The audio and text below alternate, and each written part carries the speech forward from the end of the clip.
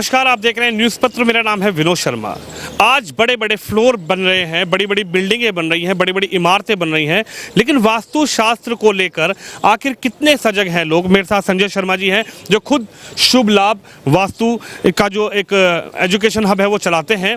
इन्हीं से बातचीत करेंगे। आज दिल्ली में इन्होंने एक वास्तु की जो है क्लास भी रखी है। एक कह सकते हैं कि जो जानकारी है वो उस वर्कशॉप में दी गई है। संजय जी, क्या कहेंगे, वास्तु कितना ज़रूरी है आज के ज़माने में? हाँ जी, नमस्कार। सबसे पहले धन्यवाद कि आपने इस विषय को उठाया। वास्तु हमारी लाइफ में इतना ही ज़रूरी है कि हमें ये जैसे जानना चाहिए कि हमारे घर में क्या चीज़ किस जगह पर होनी चाहिए। जैसे हम घर में मंदिर की जगह पर जूते नहीं रखते, जूते रखने की जगह पे हम कोई खाने का सामान नहीं रखते हैं, तो वास्तु भी ऐसे जो हम पंच तत्व हैं उनके अरेंजमेंट का एक साइंस है। हम सिर्फ लोगों को ये समझाना चाहते हैं कि जो नॉर्मल केस में घर बनाते हैं उसमें अगर बनाते समय ये थोड़ा सा ध्यान कर लें कि जो पंच तत्व हैं हमारे उनको किस तरह से बैलेंस करना है जिससे उनकी लाइफ में एक हार्मनी रहे। आज हर घर में किसी में कैंसर की प्रॉब्लम है, कहीं पीसीओडी की प्रॉब्लम है, हर तरह की प्रॉब्लम से लोग जूझ रहे हैं। बीपी शुगर हर दूसरे घर में है, कैंसर के पेशेंट्स इतने बढ़ गए हैं। इन सब के पीछे कोई तो कारण है। आज से 50 साल पहले इतनी प्रॉब्लम्स नहीं थी। तो उसका जो एक मेन रीज़न है, ये एक स्टडी भी है कि जिन घरों में नॉर्थ ईस्ट में टॉयलेट्स हैं उनमें कैंसर की प्रॉब्लम्स पाई ही जाती है, चाहे ये जल्दी आए या देर से आए। उसी सबको जनता को सबको एजुकेट करने के लिए कि हमारे लोग सब ये जान पाएँ कि ये हमारी जो एक प्राचीन वैदिक विधा है घर बनाने की, जिसको आर्किटेक्चर को भी हम आज जो पुराने समय में वास्तुविद कहा जाता था, तो आज नाम बदल गया है। और लेकिन नाम बदलने के साथ घर बनाने की विद्या भी अलग तरह से हो गई है। जो नेचुरली हमें वेदों में सिखाया गया है कि हमें घर कैसा बनाना चाहिए, वो विधा लोग भूलते जा रहे हैं।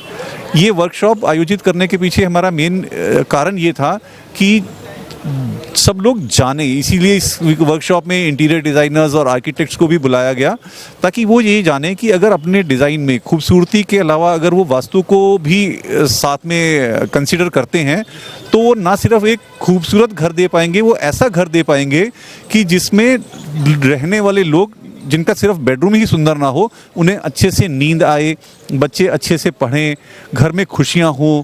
और इसके लिए कुछ बहुत ज़्यादा करने की ज़रूरत नहीं है, छोटी छोटी चीज़ें हैं, वो सब लोगों को सिखाने के लिए इस वास्तु वर्कशॉप का हमने आयोजन किया है। शर्मा जी, एक बड़ी सोच हो जाती है वास्तु का। जैसे ही लोगों के सामने नाम आता है या वास्तु के बारे में लोग सोचते हैं तो सोचते हैं कि यार बहुत ज़्यादा खर्चा आएगा, दिक्कतें बहुत हो जाएंगी, किससे बात करूँगा, कहाँ संपर्क करूँगा। तो वो चाहते हैं, वो चले जाते हैं। जब किसी को प्रॉब्लम होती है, जैसे आपने बताया कि शारीरिक प्रॉब्लम ज़्यादा होती है वास्तु में, घर में शारीरिक और पारिवारिक समस्याएँ ज़्यादा होती है, वो किसी ब्राह्मण के पास, किसी पंडित के पास चले जाते हैं कि साहब आज तो हमें ये दिक्कत हो रही है, बेटी की शादी नहीं हो रही साहब, बेटे का काम नहीं चल रहा साहब, बेटा बीमार है साहब, क्या किया जाए, कोई उपाय बताइए। पंडित जी कहते हैं ये उपाय कर लो, लेकिन उसके बाद भी चीज़ें सही नहीं हो पाती। देखिए, पंडित जी के लिए ड्यू रिस्पेक्ट रखते हुए, पंडित जी का काम आपको एस्ट्रोलॉजिकल सॉल्यूशन देना है। ज्योतिषीय ज्ञान जो है वो पंडित जी का समझ नहीं पाते ना लोग। वास्तु से प्रॉब्लम हो रही है, लोग वो नहीं समझ पाते। जी बिल्कुल, उसके लिए सबसे ज़रूरी है कि आप किसी भी अच्छे वास्तु विज्ञान जानने वाले को, वास्तुशास्त्री से संपर्क करें। और कोई ऐसा ज़रूरी नहीं है कि घर में तोड़फोड़ ही करनी पड़े। वास्तु के लिए कोई बहुत बड़े खर्चे नहीं हैं।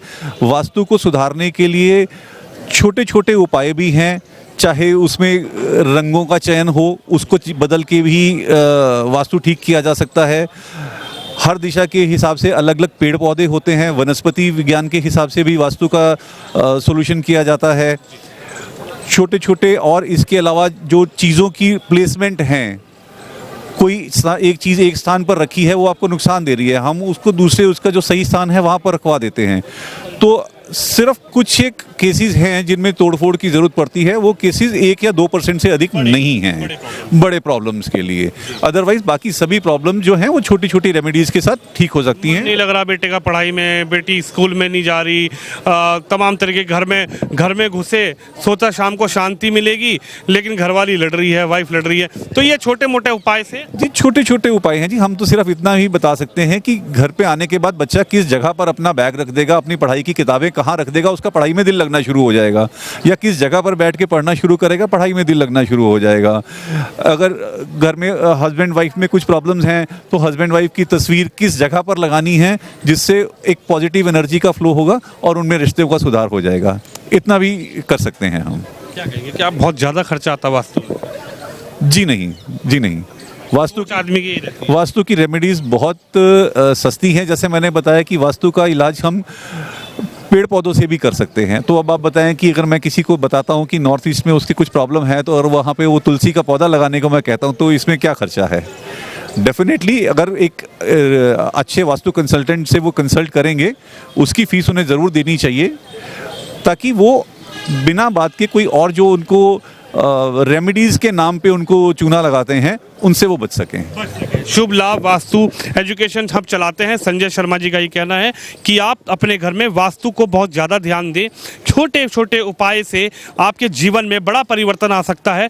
हालांकि जब देखा ये जाता है कि घर में लड़ाई है, झगड़ा है, आदमी कंफ्यूज हो जाता है, टेंशन में आ जाता है, लेकिन वो ये सोच नहीं पाता कि शायद हमारे घर पर जो वास्तु शास्त्र है उसको हम ठीक कर लें तो कहीं ना कहीं जो हमारे घर की परिवार की जो समस्याएं हैं वो समस्याएं महज छोटे खर्चे में और छोटे छोटे उपाय में वास्तु शास्त्र के ज्ञान के साथ, वास्तु शास्त्र के कंसल्टेंट्स के साथ वो हमारे परिवार में ठीक हो सकती है। आप वास्तु पर ध्यान दीजिए। अगर आपके घर में भी कोई समस्या है तो जरूर वास्तु शास्त्र से मिलिए, उनसे अपने घर की परेशानी को सॉल्व करने के लिए आप जरूर बात कीजिए।